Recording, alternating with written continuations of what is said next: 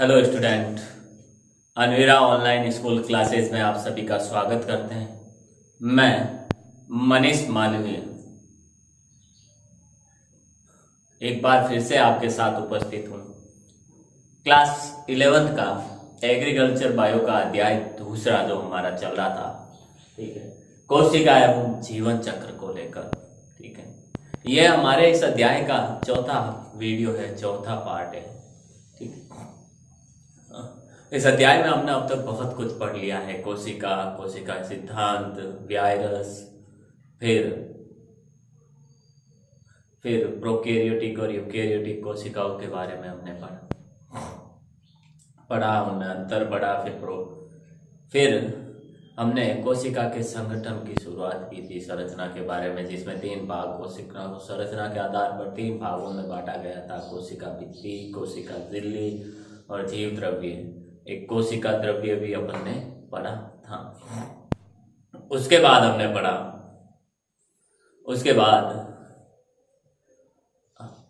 फिर हमने कोशिका की जो अंग की शुरुआत की थी, और उसमें अपन ने पिछली क्लास में पढ़ा था माइटोकॉन्ड्रिया के बारे में, अंतःप्रद्रवी जालिका, लवक अंतःप्रद्रवी जालिका के बारे में अपन ने पढ़ा था।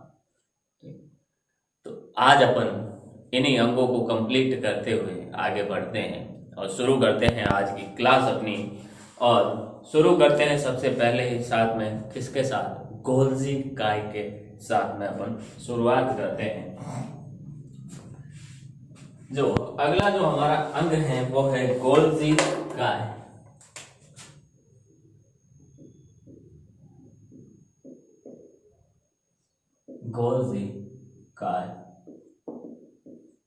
गोल्जी काय की खोज कैमिलो गोल्जी नामक एक वैज्ञानिक ने 1898 में की थी।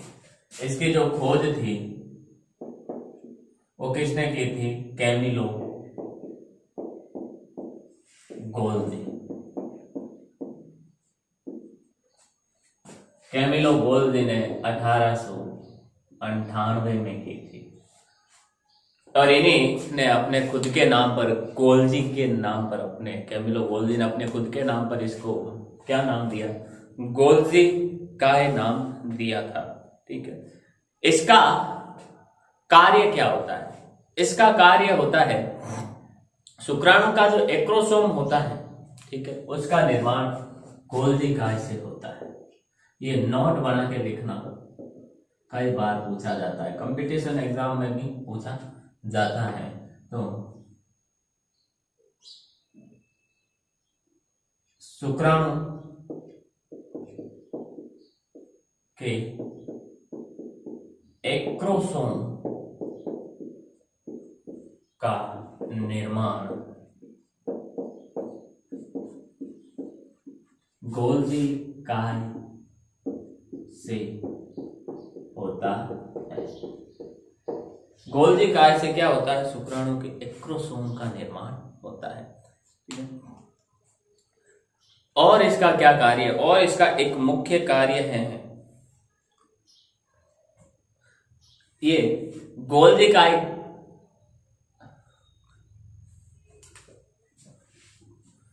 जो गोल्जी काय का निर्माण होता है, गोल्जी काय ग्लाइको प्रोटीन, गोल्जी काय ग्लाइको प्रोटीन व ग्लाइको लिपिड्स से बना होता है।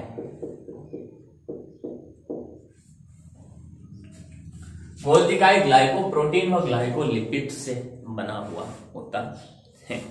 तो ये गोल्जी काय के बारे में अपनी कुछ जानकारी थी। ठीक है, इसके बाद अपन आगे पढ़ते हैं राइबोसोम के बारे में।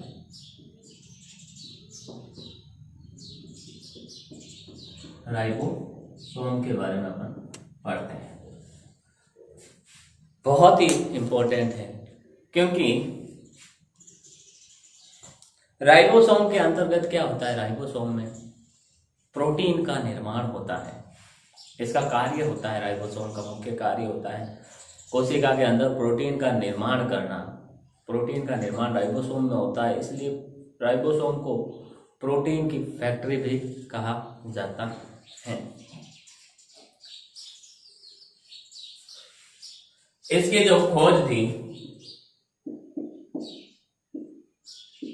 वो जॉर्ज पैलेडे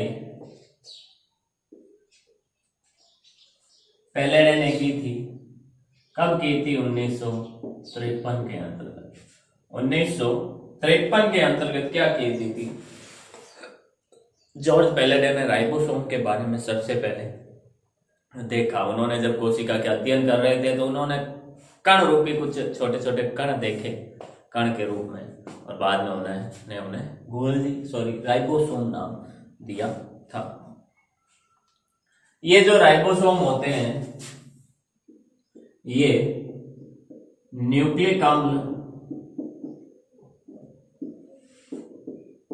व प्रोटीन के बने होते हैं। न्यूक्लिक अम्ल और प्रोटीन के बने हुए ये होते हैं।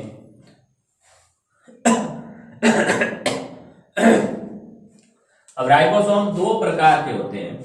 अवसादन, सैंडबर्ग अवसादन गुणांक, सैंडबर्ग अवसादन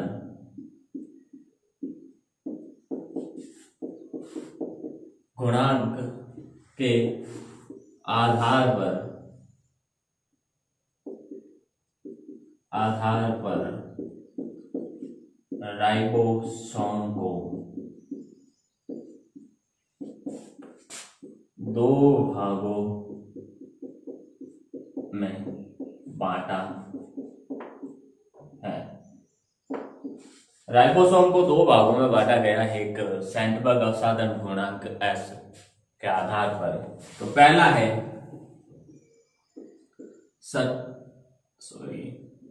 70S राइबोसोम,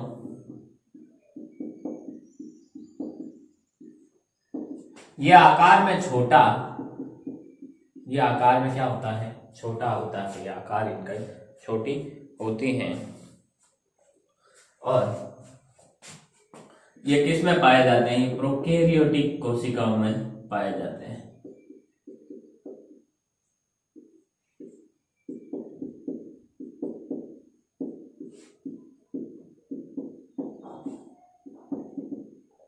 प्रोकैरियोटिक कोशिकाओं में उपस्थित होते हैं। हमने जब प्रोकैरियोटिक और यूकैरियोटिक का अंतर पढ़ा था तो एक अंतर हमने ये भी पढ़ाया था कि प्रोकैरियोटिक में 70S प्रकार का राइबोसोम पाया जाता है और दूसरा होता है जो 80S प्रकार का जो राइबोसोम वो यूकैरियोटिक कोशिकाओं में, आकार में थोड़ा सा बड़ा और यूकैरियोटिक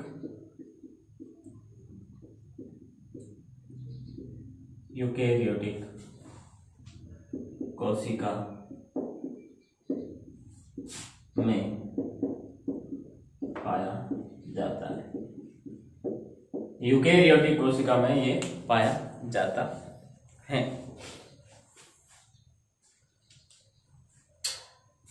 अब ये दोनों प्रकार के राइबोसोम की भी और छोटी छोटी उप इकाइयां हैं, ठीक है। लेकिन जो राइबोसोम का कार्य होता है, राइबोसोम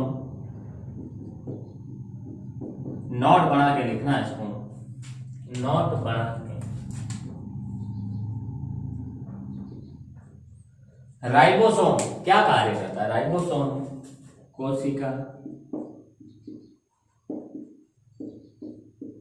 में प्रोटीन निर्माण का कार्य करता है। राइबोसोम जो है वो प्रोटीन निर्माण का कार्य करता है, इसलिए राइबोसोम सोम को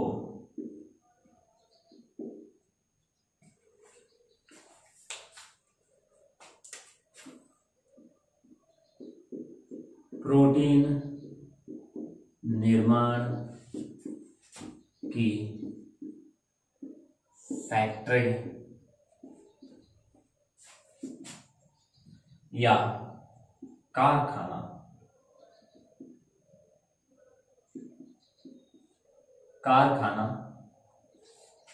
प्रोटीन निर्माण की फैक्ट्री या कारखाना कहते हैं।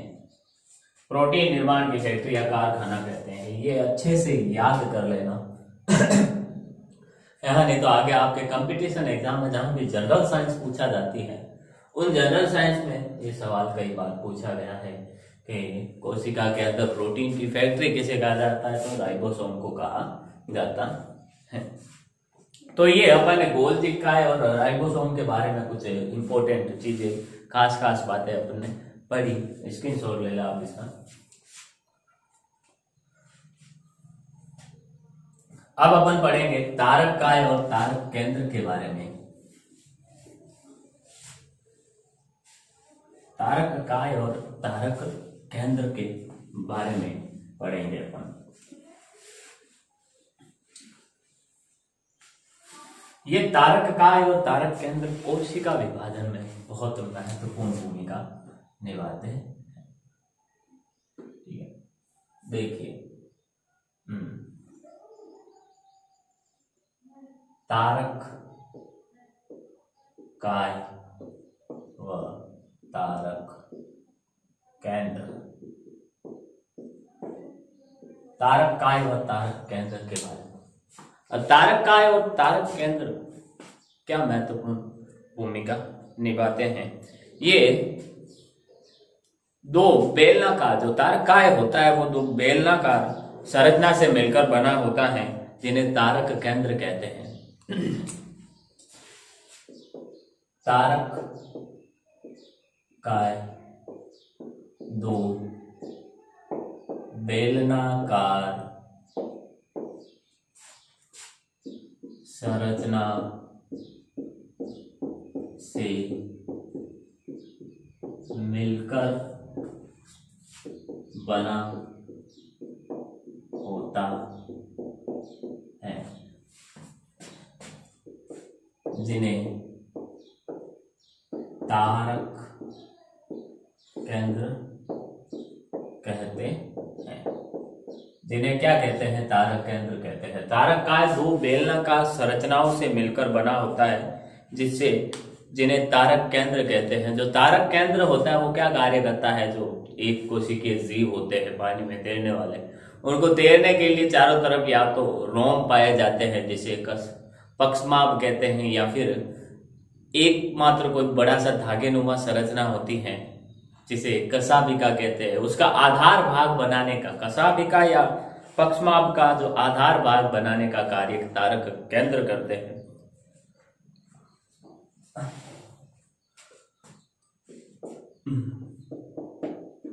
जो तारक केंद्र होता है वो क्या करता है, तारक केंद्र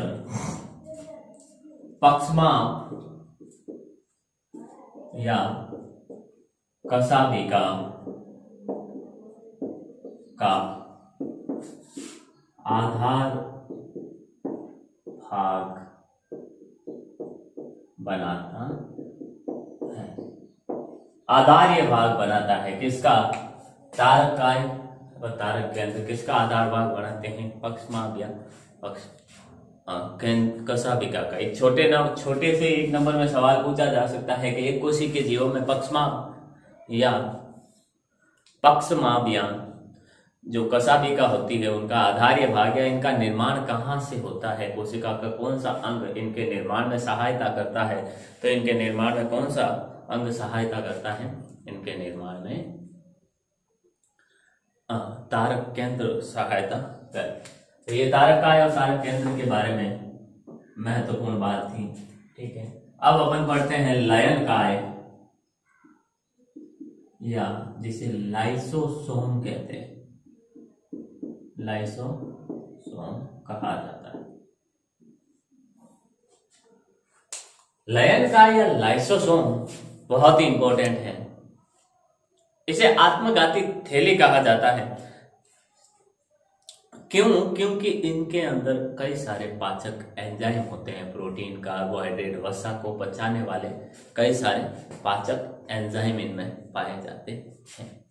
ठीक है, और ये रोगों से लड़ने की, रोगों से, कोशिकाओं को रोगों से बचाने के भी कार्य करती हैं, क्योंकि कई सारे ऐसे नाशक एंजाइम भी इनमें पाए जाते हैं जो क्या करते हैं, रोगाणु आते हैं उनको मारने का कार्य करते हैं, जिससे कोशिका क्या होती है, बची हुई रहती है।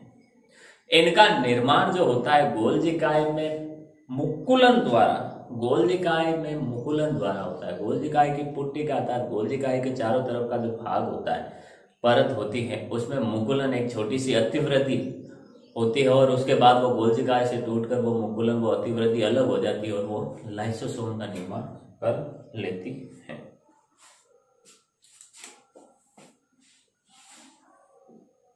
देखिए, इनमें अनेक पाचक एंजाइम पाए जाते हैं। इनमें अनेक एंजाइम पाए जाते हैं जिसके कारण इसलिए इसे, इनमें अनेक पाचक एंजाइम पाए जाते हैं इसलिए इसे लयनकाय कहा जाता है। लयन का मतलब विघटित करना होता है, ठीक है, और यह विघटित करने वाला भाग है, इसीलिए इसको, क्यों? क्योंकि इसके अंदर कई सारे विघटन करने वाले एंजाइम पाए जाते हैं, तोड़ने वाले एंजाइम पाए जाते हैं, ठीक है, इसलिए इनको लयनकाय कहा जाता है। इनका जो निर्माण होता है, इनका निर्माण गोल्जिकाय की पुट्टिकाओं में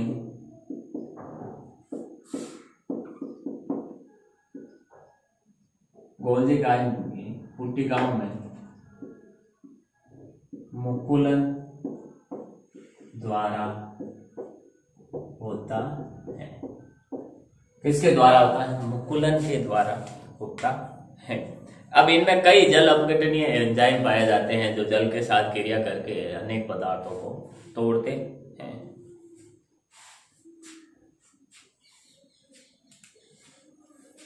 अब कई सारे एंजाइम पाए जाते हैं जो कार्बोहाइड्रेट,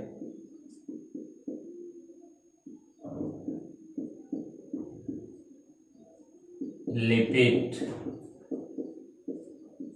व प्रोटीन पाचक एंजाइम पाए जाते हैं। क्या पाए जाते हैं? कई सारे अनेक पाचक एंजाइम पाए जाते हैं जो कार्बोहाइड्रेट आदि को पचाने का कार्य करते हैं। ठीक है, तो इसके शॉट ले ले इसका।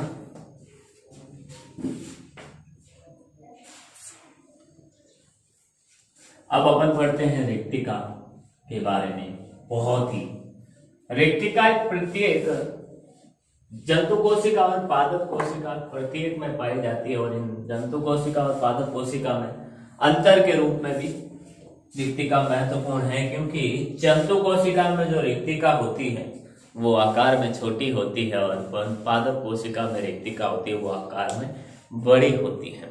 ठीक है, रेक्टिका पर एक सवाल और भी बनता है कि रेक्टिका जो पादप कोशिका होती है उसमें केंद्रक किनारे पे क्यों होता है, कोने में क्यों होता है, केंद्रक बिल्कुल सेंटर में क्यों नहीं होता, बीचों बीच में क्यों नहीं होता? तो पादप कोशिकाओं में रेक्टिका बहुत बड़ी होने के कारण, पादप कोशिकाओं में रेक्टिका बहुत ही बड़ी होने के कारण ये रेक्टिका, जिसके कारण केंद्र क्या होता है, किनारे पर सरक जाता है। रेक्टिकाओं का आकार बड़ा होने के कारण केंद्र किनारे पर चला जाता है।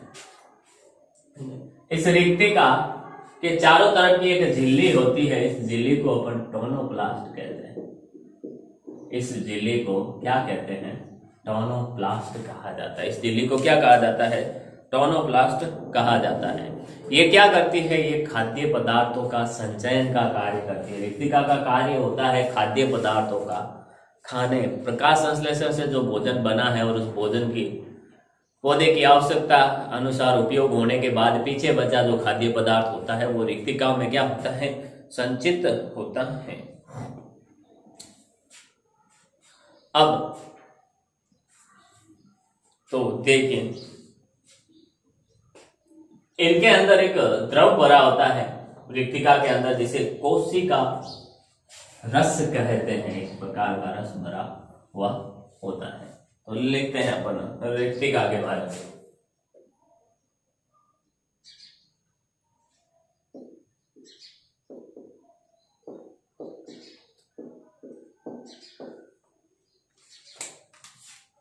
तो यह जंतु कोशिका में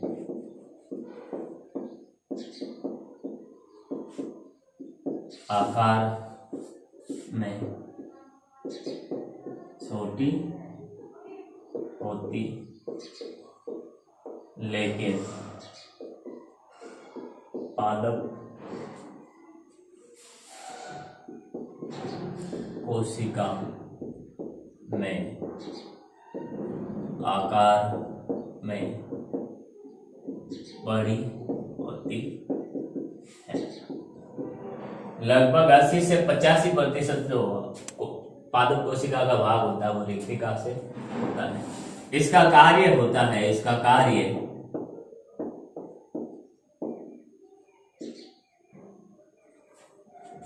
भोजन संरक्षण या भोजन के भंडारण या संचित,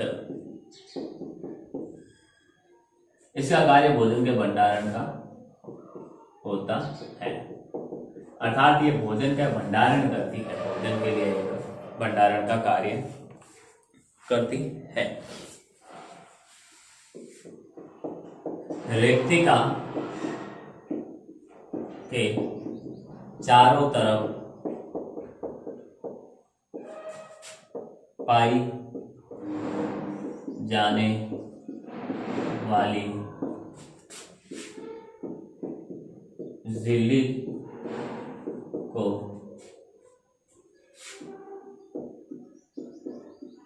टोनोप्लास्ट कहते हैं। टोनोप्लास्ट कहते हैं। रिक्तिका के चारों तरफ जो झिल्ली पाई जाती है उसे अपन टोनोप्लास्ट कहते हैं। कई बार ये भी कंपटीशन एग्जाम में पूछा गया है, इसलिए इसको इंपॉर्टेंट या नोट बना के रख लेना। आगे के लिए बहुत काम की चीजें हैं और 1 नंबर के सवाल इनसे बन सकते हैं। हर एक लाइन से 1-1 नंबर का सवाल बन सकता है।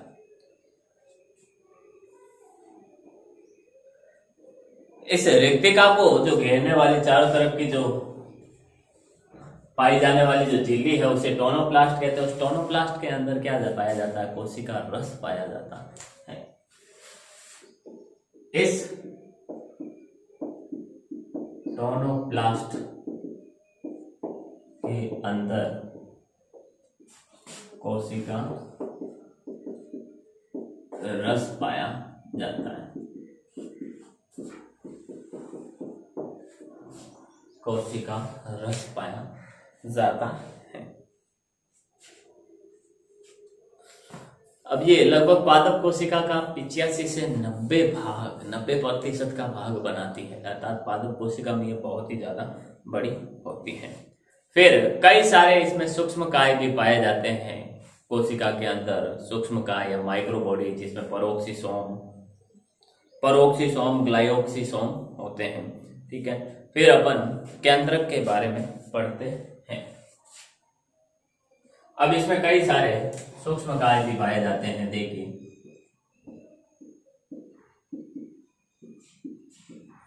सूक्ष्म काय का मतलब छोटी छोटी संरचनाएं भी पाई जाती है, जैसे ग्लाइयोक्सिसोम, पेरोक्सिसोम होते हैं।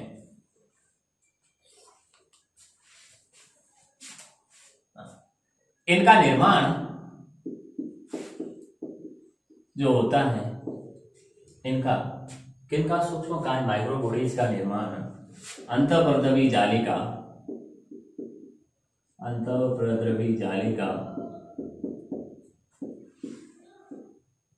व गोल्जी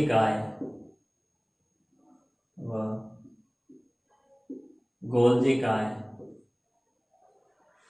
के टूटने से होता है। इनका जो निर्माण है वो गोल्जी काय के अंतःप्रद्रवी जालिका के टूटने से होता है। जब गोल्जी काय अंतःप्रद्रवी जालिका का थोड़ा सा भाग, छोटा सा भाग कुछ टूटता है तो वो कण के रूप में बदलकर सूक्ष्म काय या माइक्रोबॉडीज में बदल जाता है। जैसे कुछ एक सूक्ष्म काय के उदाहरण, जैसे पेरोक्सिसोम,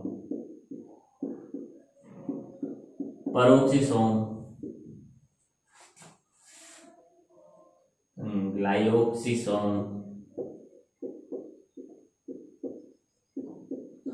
ये कुछ एक उदाहरण है जो सूक्ष्म काय के उदाहरण हैं। स्क्रीनशॉट ले ले इसका। अब अपन पढ़ेंगे केंद्रक के बारे में। केंद्रक के बारे में अपन अब पढ़ेंगे। केंद्रक को कोशिका का मस्तिष्क भी कह सकते हैं, क्योंकि केंद्रक ही कोशिका के समस्त कार्यों को क्या करता है, नियंत्रित करता है।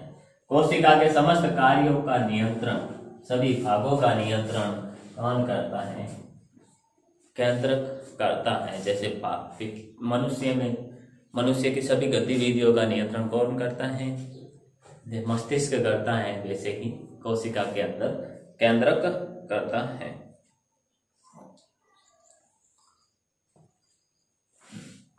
केंद्रक के बारे में हम पढ़ेंगे। केंद्रक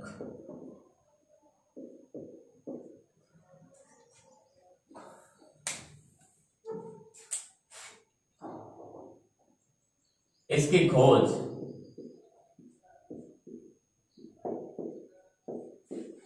रॉबर्ट ब्राउन ने की थी। केंद्रक की खोज किसने की थी, रॉबर्ट ब्राउन ने 1831 में की थी। 1831 में किसकी खोज की थी, रॉबर्ट ब्राउन ने इसकी खोज की थी। नेक्स्ट,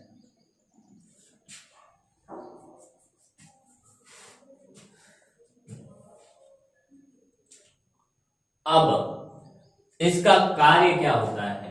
केंद्रक बहुत ही इंपॉर्टेंट है, क्योंकि केंद्रक कोशिकाओं में सभी क्रियाओं का नियंत्रण करता है। कोशिका की समस्त क्रियाओं का नियंत्रण करता है। कोशिकाओं की समस्त क्रियाओं का, कोशिकाओं के समस्त अंगों का नियंत्रण करता है, इसलिए इसे कोशिका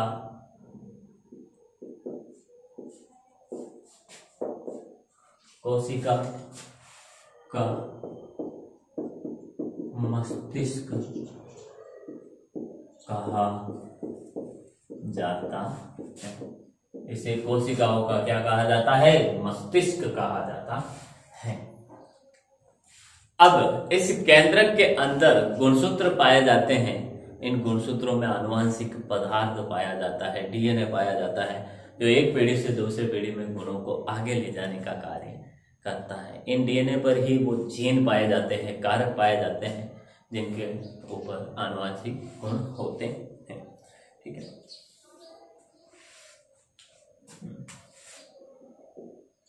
केंद्रक में गुणसूत्र पाए जाते हैं जिनमें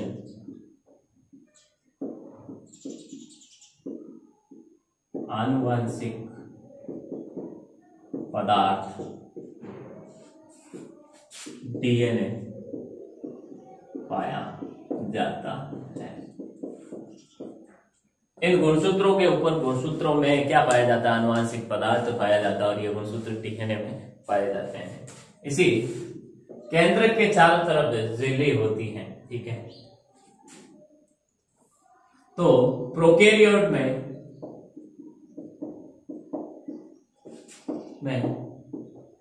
केंद्रक के चारों तरफ झिल्ली का अभाव होता है। ये भी अपन ने अंतर पढ़ा था यूकेरियोटिक और प्रोकैरियोटिक कोशिकाओं में के केंद्रक के प्रोकैरियोट में केंद्रक के चारों तरफ झिल्ली का अभाव होता है तथा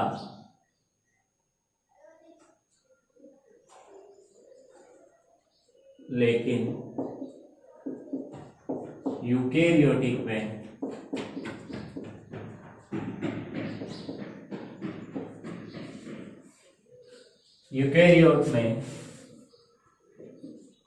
केंद्रक के चारों तरफ स्पष्ट झिल्ली पाई जाती है। स्पष्ट झिल्ली पाई जाती, स्पष्ट झिल्ली पाई जाती है, ठीक है। जिसके कारण प्रोकैरियोटिक और यूकेरियोट कोशिकाओं को क्या किया जाता है? विभाजित किया जाता है। अब केंद्रक को 4 भागों में बांटा गया है। केंद्रक को 4 भागों में बांटा गया है। केंद्रिका, केंद्रक झिल्ली, केंद्रक किल्ली या कला, केंद्रक द्रव्य, ठीक है, और क्रोमेटिन जालिका होती है। देखिए, केंद्रक को 4 भागों में बांटा गया है।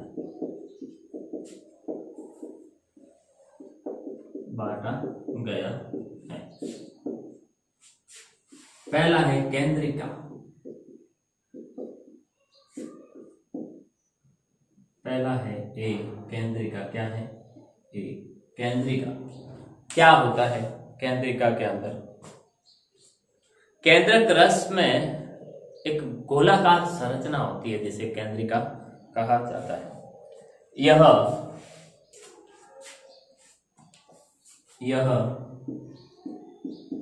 गोलाकार तथा प्रोटीन, यह गोलाकार होती है तथा प्रोटीन, आरएनए, आरडीएनए से मिलकर बनी होती है। आरएनए और आरडीएनए से मिलकर बनी हुई होती है। आरएनए और आरडीएनए से मिलकर ये बनी होती हैं।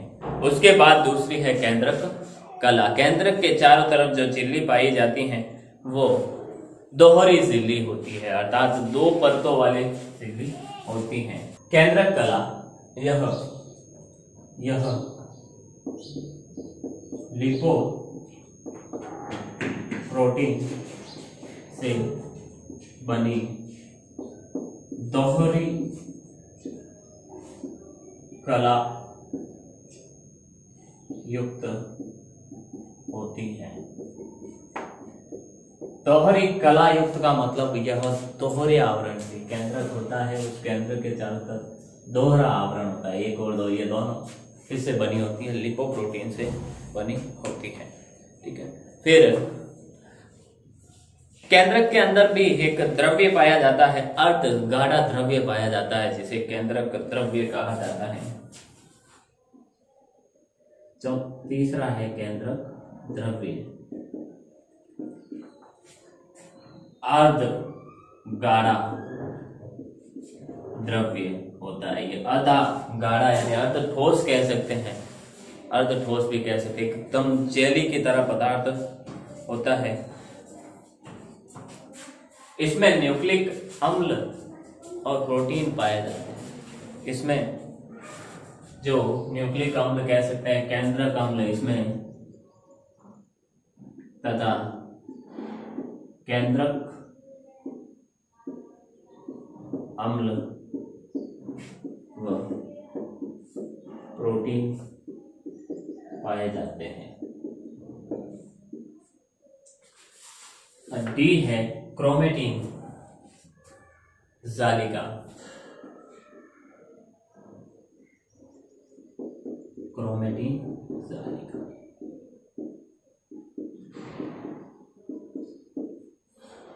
केंद्रक के अंदर, केंद्रक द्रव्य में कई सारी धागेनुमा संरचना पाई जाती हैं जो क्रोमेटिन कहलाती हैं। ये क्रोमेटिन ही आगे जाकर कोशिका विभाजन में किसमें परिवर्तित होते हैं?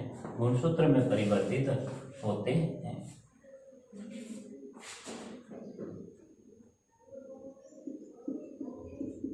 केंद्रक में धागे, केंद्रक में धागेनुमा संरचना पाई जाती है, जिसे क्रोमेटिन कहते हैं, जिसे क्रोमेटिन कहते हैं। यह क्रोमेटिन कोशिका विभाजन में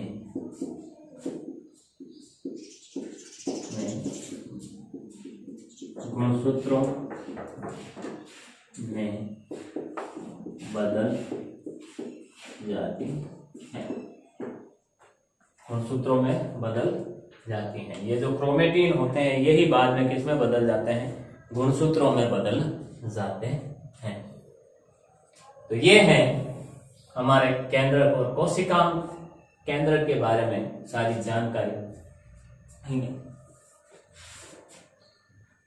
अब ये हमने आज केंद्रक के बारे में पढ़ा है, ठीक है। केंद्रक गोलजिकाएं आदि के बारे में अपन ने पढ़ा है, ठीक है। तो केंद्रक बहुत ही इंपॉर्टेंट है, आप इसका पहले स्क्रीनशॉट लें, ठीक है, अपने नोट्स के लिए। बहुत इंपॉर्टेंट है। सबसे पहले इसकी खोज की थी रॉबर्ट ब्राउन ने की थी 1831 में, और कोशिका की समस्त क्रियाओं का यह नियंत्रण करता है, इसलिए इसको क्या कहते हैं? केंद्रक को कोशिका का मस्तिष्क कहा जाता है, कोशिका का मस्तिष्क कहा जाता है। अब केंद्रक में गुणसूत्र पाए जाते हैं जिनमें आनुवंशिक पदार्थ डीएनए पाया जाता है। केंद्रकों के अंदर गुणसूत्र पाए जाते हैं। ये क्रोमेटिन जो जालक होते हैं ये आगे चलकर गुणसूत्र में बदल जाते हैं, और इन गुणसूत्रों पर क्या पाया जाता है? आनुवंशिक पदार्थ डीएनए पाया जाता है, जो आनुवंशिक लक्षणों गुणों को एक पीढ़ी से दूसरे पीढ़ी में ले जाने का कार्य करता है। प्रोकैरियोटिक में केंद्रक के चारों तरफ झिल्ली पाई जाती है, जबकि यूकैरियोटिक में केंद्रक के चारों तरफ झिल्ली नहीं पाई जाती। अर्थात प्रोकैरियोटिक और यूकैरियोटिक में एक अंतर है ये केंद्रक के चारों तरफ झिल्ली पाई जाती है वो होता है यूकैरियोटिक, और केंद्रक के चारों तरफ जिसमें झिल्ली नहीं पाई जाती उन कोशिकाओं को प्रोकैरियोटिक कोशिका कहते हैं। अब केंद्रक के 4 भाग होते हैं। केंद्रक 4 भागों में बटा होता है। सबसे पहले तो केंद्रिका होती है। यह केंद्रक के अंदर एक गोलाकार संरचना होती है जो प्रोटीन की बनी हुई होती है। प्रोटीन आरएनए अर्थात राइबोसोमल आरएनए और राइबोसोमल डीएनए से मिलकर बनी होती है। फिर केंद्रक के चारों तरफ एक झिल्ली पाई जाती है जो लिपोप्रोटीन से बनी हुई होती है, और ये दोहरा आवरण वाली होती है, दोहरी आवरण वाली, दोहरी कलायुक्त होती है। फिर है केंद्रक द्रव्य। ये केंद्रक रस होता है, एक तरल पदार्थ होता है जो अर्ध ठोस पदार्थ कह सकते हैं, गाढ़ा या जेली नुमा पदार्थ होता है, ठीक है। उसके बाद हमारे क्रोमेटिन जालिका होती है, यानी केंद्रक के अंदर धागे नुमा संरचना पाई जाती है, जो कोशिका विभाजन के समय क्या होती है, कुंडलित होकर मोटे आकार में बदलकर गुणसूत्र में बदल जाती है। और इन्हीं गुणसूत्रों पर हमने पहले ही पढ़ा है कि गुणसूत्रों में आनुवांशिक पदार्थ डीएनए पाया जाता है, जीन भी पाया जाता है। वो क्या करते हैं, आनुवांशिक गुणों को एक पीढ़ी से दूसरे पीढ़ी में ले जाने का कार्य करते हैं। तो ये है हमारे आज का कोशिका के बारे में, कोशिका की जो संरचना थी उनके बारे में अपन ने पढ़ा है। ठीक है, अब तक हमने बहुत कोशिका के बारे में जानकारी प्राप्त कर ली है, जो हमारे इस साल के एग्जाम के लिए इम्पोर्टेंट है और बहुत ही इम्पोर्टेंट लेसन है। ये सिर्फ एक साल के 11th की एग्रीकल्चर बायोलॉजी के लिए नहीं, ये बायोलॉजी वालों के भी है। और सबसे बड़ी बात, ये आने वाले जो कंपटीशन के एग्जाम हम देते हैं उनमें ये काम की चीजें, और इनमें कोशिकाओं से कई सारे सवाल पूछे जाते हैं, उनकी खोजों के बारे में, कार्य के बारे में। ठीक है, जो लाइसोसोम होता है उसे आत्मघाती थैली कहते हैं। एक लाइन आप वहां पर लिख देना, लाइसोसोम को आत्मघाती थैली कहते हैं। लाइसोसोम को आत्मघाती थैली कहते हैं। क्या कहते हैं, आत्मघाती थैली कहते हैं अपने पीछे जाकर, क्योंकि ये जब कोशिका नष्ट होने लगती है, जब कोशिकाओं के अंदर खराबी आने लग जाती है, कोई जीवाणु, कीटाणु, वायरस आके क्या करता है, उस कोशिका को सड़ाने लगता है, नष्ट करने लगता है, कोशिका नष्ट होने लगती है, सड़ने लगती है। तो कोशिका के आसपास वाली जो कोशिकाएं होती है कहीं वो भी खराब ना हो जाए, इसीलिए जो खराब कोशिका होती है उसके अंदर का जो लाइसोसोम होता है वो अपने अंदर के, अपने ऊपर की जो झिल्ली होती है उसको पूरे तरीके से फाड़ देता है, प्रस्फुटन हो जाता है, फट जाती है लाइसोसोम की झिल्ली, और उसके अंदर का क्या होता है, सारा का सारा एंजाइम पदार्थ जो होते हैं वो बाहर आकर क्या करते हैं, पूरी कोशिका को ही पचा लेते हैं, तोड़ देते हैं, अपघटन कर लेते हैं, जिससे क्या होता है, जिससे इसलिए अब वो जिस कोशिका में होते हैं लाइसोसोम, उसी कोशिका को नष्ट कर देते हैं, खत्म कर देते हैं। इसीलिए उन लाइसोसोम को लयनकाय को आत्मघाती थैली कहा जाता है, सुसाइडल बैग कहा जाता है। तो उम्मीद करता हूं मैं कि आपको आज की क्लास में जो भी पढ़ाया है वो समझ में आया होगा।